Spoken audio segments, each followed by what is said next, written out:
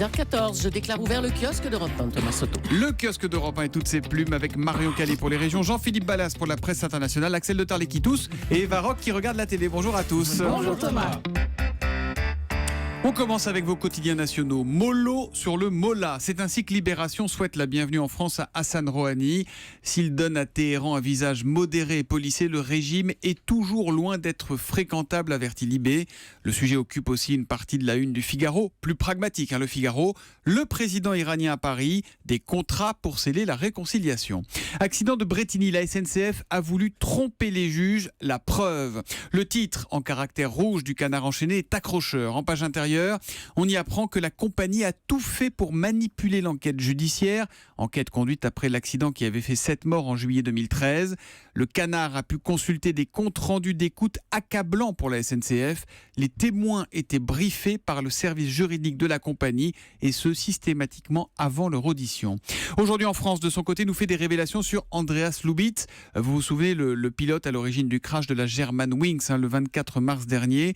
Publication des derniers échanges entre Lubitz donc et ses médecins. Conclusion, un des 7 médecins qu'il a consulté dans le mois précédent le drame, médecin à qui il a interdit de se parler, se souvient avoir pensé pendant l'examen de Lubitz: mon Dieu, je n'ai pas envie que cet homme-là soit aux commandes d'un avion. Le 10 puis le 12 mars, 2 autres médecins diagnostiquent une psychose chez Lubitz. 4 jours avant le drame, le dernier compte-rendu d'un psychiatre est complètement à côté de la plaque. Rapport avec les parents, ok. Amis, ok. Job de ses rêves, aime sa femme par-dessus tout. 4 jours plus tard, donc, à l'issue d'une descente infernale de 10 minutes et 13 secondes, Lubitz précipitera 149 innocents vers la mort. Marion Calais, parmi les unes du jour dans la PQR, la presse quotidienne régionale, on parle beaucoup des grèves. Et Sud-Ouest résume, grogne à tous les étages, taxis, fonctionnaires, les agents de la fonction publique qui étaient 2000 dans la rue hier à Bordeaux. Dans Vaucluse matin, l'émotion à Saint-Christol, dans l'enceinte du régiment étranger de génie, cérémonie d'hommage aux 6 victimes, aussi légionnaires victimes de l'avalanche de la semaine dernière en Savoie. À Angoulême, le festival de la BD sous surveillance. Le rendez-vous démarre aujourd'hui. Et selon la Charente Libre, de nombreuses mesures de sécurité ont été mises en place. Fouilles, rondes intensives de policiers ou encore limitation de la circulation en centre-ville. L'histoire du jour, Marion, va intéresser les parents qui ont du mal à gérer les enfants. Julie avec Axel, par exemple. Ça fait la une du Midi Libre. Oui, pour la première fois en France, une consultation spécialisée a été créée au CHU de Montpellier pour accueillir les parents tyrannisés par leurs enfants. Une des mamans qui participe à ce groupe de travail témoigne: mon fils peut rester 1 heure sous la douche sans s'inquiéter que vous soyez en retard au travail. Et si vous n'acceptez pas ça, dit-elle, il dérape. Pas de violence, mais des insultes. Quand votre enfant vous traite de connasse, j'ai peur, confie-t-elle. Et c'est pour apprendre à gérer ces situations que cette consultation a été mise en place, pour déculpabiliser les parents aussi.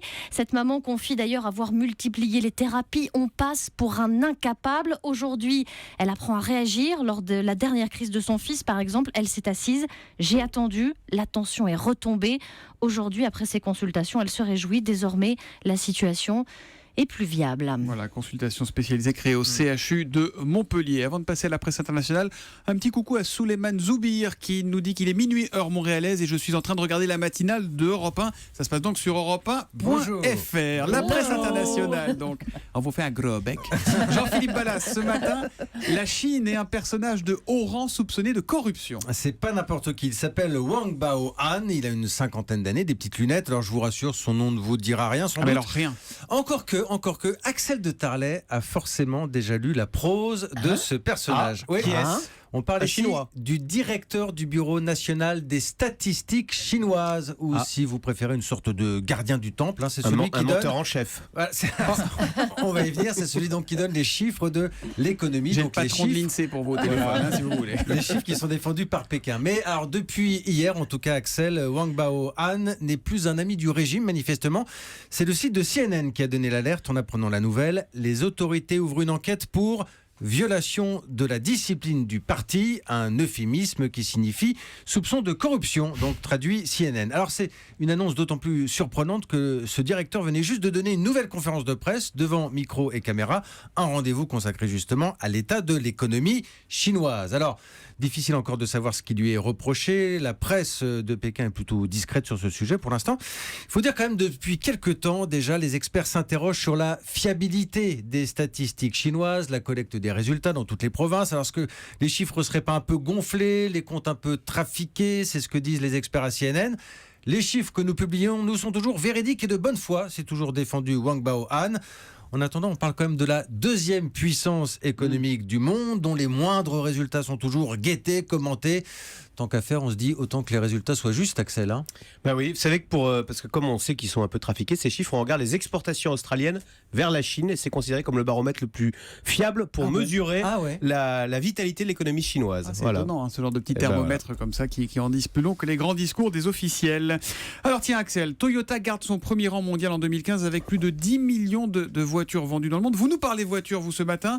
On n'est pas dans les mêmes volumes, on va parler des voitures produites en France. Il y en a de moins en moins, c'est une enquête à lire sur challenge.fr. Exactement, parce que quand on achète une Peugeot ou une Renault, on se dit que c'est bien, on est bon français, on achète des voitures françaises. Ça va pas du tout. Si vous achetez une Peugeot, vous avez qu'une chance sur 3 qu'elle soit fabriquée en France. Les 2/3 des Peugeot Citroën sont fabriqués à l'étranger. Et si vous achetez une Renault, vous n'avez qu'une chance sur 4 qu'elle soit fabriquée en France. C'est au pif ou on peut savoir Alors lesquelles sont produites en France? Parce qu'il faut choisir la bonne Peugeot. Alors la Peugeot la plus produite en France, c'est la 208. La 308, je me trompe. Oh là là.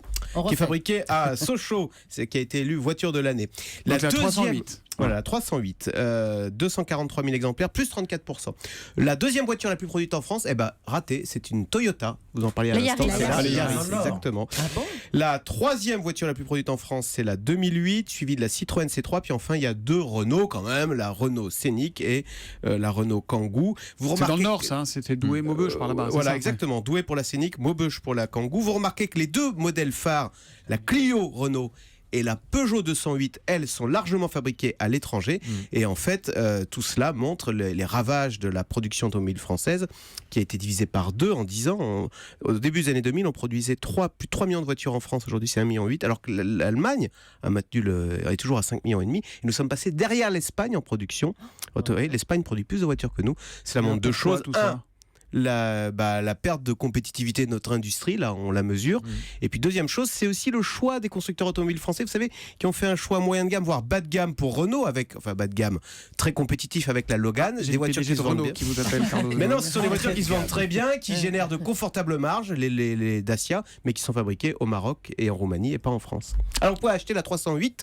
Elle est jolie en plus. Voilà, voiture de l'année à partir de 18 000 €, fabriquée à Sochaux. Rendez-nous la R16 et la DS. Si vous voulez, il y en a une qui est toujours assez mal garée devant Europe 1, c'est celle de Jean-Pierre. Jean-Pierre est cabache. C'est vrai. Elle est un peu cabossée aussi. On l'embrasse. Et avec le moteur qui tourne, un jour, il se la fera voler.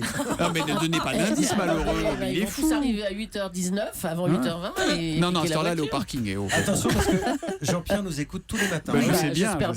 Tiens, ce matin, il recevra Bruno Retailleau à 8h20.